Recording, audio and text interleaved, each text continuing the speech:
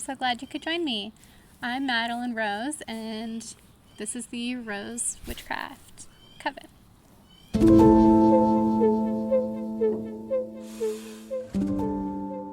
Magic and witchcraft to enrich our lives and become better people. That's the goal. So today, we're talking about communing with nature, which to me is really foundational to the entire practice of witchcraft. I'm pretty resistant to all of these different categorizations of types of witchcraft, probably because I don't really fit into any of them completely, and I feel like you're really limiting yourself by picking a lane.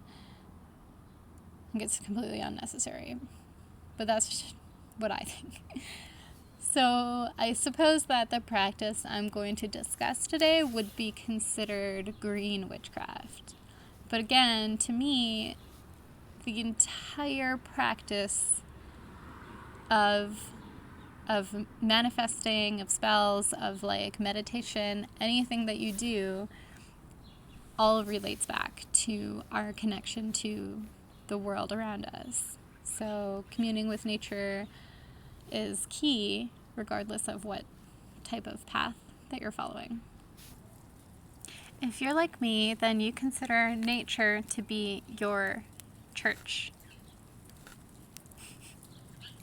and the cycles of nature to be your greatest teacher and guru. Like stepping into a grove in a forest is very much the same experience as walking into a cathedral. It instantly snaps you into a place of reverence and peace, and your mind gets quiet and suddenly you're listening. And that's exactly what I'm talking about. That's exactly what communing with nature is just sitting with it and just listening. And my favorite way to do this is to go into a completely natural space and walk around without my shoes on and just touch plants and sit with, a river or with a stone that I find or whatever it is that I feel drawn to. And that's a really powerful way to do it, I find. But you could also do this with literally a potted plant or any rock or whatever. There's a good pulp culture example of this in Game of Thrones, where all the northern people, the Northmen, they all pray at trees, or they kind of just seem to sit near big old trees and kind of meditate or pray silently. And there's an episode where one of them is doing this, Bran, and then a wildling, another character, comes who lives closer to the earth than he does or his people do, and tells him, the old gods are listening to you. They're answering you. And she says this when the wind is blowing through the leaves of the tree. And I've heard it from many different sources, non-fictional sources as well, that people believe that the wind blowing through the leaves is the voice of God or the voice of nature answering you, talking to you. And that if you just learn how to listen, you will get a lot out of that. And I think that really sums up what communing with nature is in a very succinct, straightforward way. Opening up that communication between you and the natural world around you. It's a back and forth, a both ways conversation between you and a plant or a rock or whatever. Every single thing on this planet has a soul, has an energy field, and you can tap into that and communicate with them. I mean, it's not as though you're sitting and having a conversation with another human, usually, but you will be able to receive information from plants, from places, trees, rivers, etc., if you just learn how to listen. And I made 2 videos previously that would be helpful to watch if you're completely unfamiliar with this practice and you just need some more clarification. I made one video called energy sensing and one called Trick Yourself into Meditating. So yeah, if you feel lost, go and watch those ones as well. So again, either get your potted plant or whatever it is that you're going to use, or get your butt out to a natural space, take off your shoes, and intentionally connect with the space around you. And if you are in like a whole area of natural space, then just with a meditative state of mind, walk around until you feel drawn to one spot, whether that's a specific plant that you see, or a stone, or whatever. And then just sit there with it. Start with gazing at your chosen natural thing. I'm just going to say plant, okay? It doesn't have to be, but I'm just going to say plant. Start by gazing at the plant that you've chosen, observing it.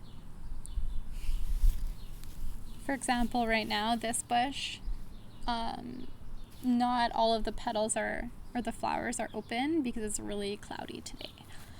So, you can notice that about it.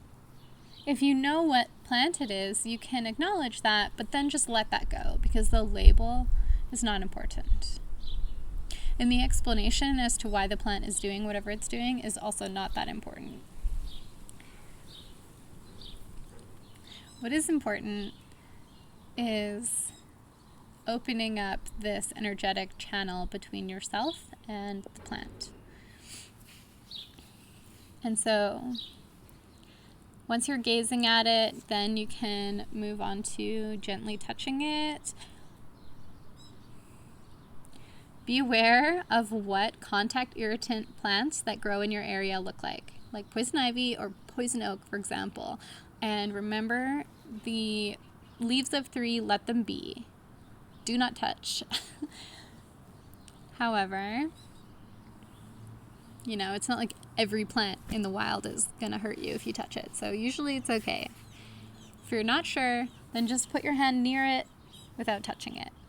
In fact, it could be argued that you will receive the energetic information from this plant more readily without actually touching it and with just like getting your vibes right up beside it. And just be patient. Just wait. Just listen. Just sit there.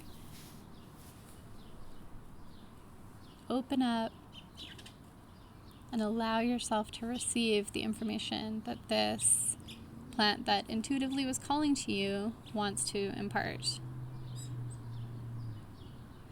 It does take a little bit of patience, but the more you do it, the easier it is, just like anything else. And whatever information that you do receive from this practice, definitely be sure to record that in your grimoire.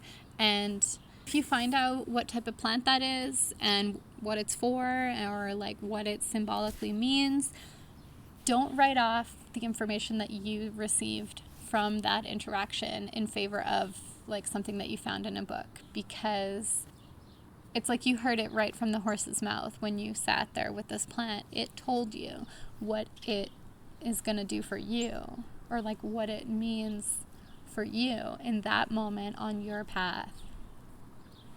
So that's much more valuable and accurate information than someone else, what they decided it means. I mean, medicinal uses, yes, those are pretty set in stone because those exist in the physical world. Those act on the physical body.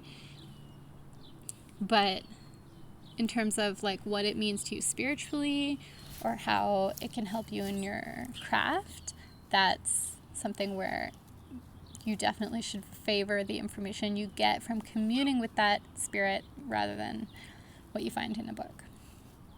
I do always make a point of every time I move, finding a place where I can reliably go to a natural space that I know that I remember and that remembers me. Like forging that relationship with somewhere, even if that's like a tiny park. One place I lived right beside this little park. It had like a seesaw and a swing set on it. But there was this one really beautiful tree there, and that was my tree when I lived there that I would go to and sit with.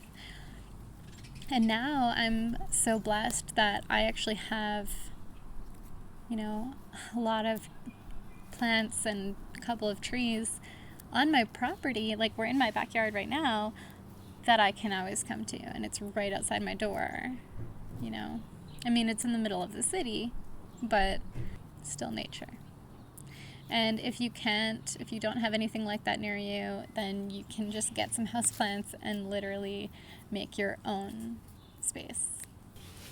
I also believe that it's very beneficial if you're writing in your grimoire to record what season it is, what the weather is like any observations of nature that you made that day, and the moon phase as well.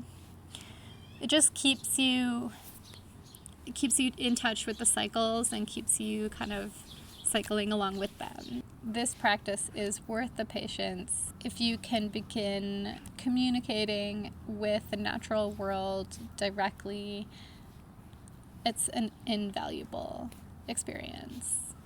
So I sincerely hope that you will try this, and I also hope that it will end up meaning as much to you as it has meant to me in my practice. And if you do give it a try, I would love to know how it went. So leave me a comment down below. And if you enjoyed this video, like and subscribe, because I'm here for you every Freya's Day. Merry meet, merry part, and merry meet again. Blessed be.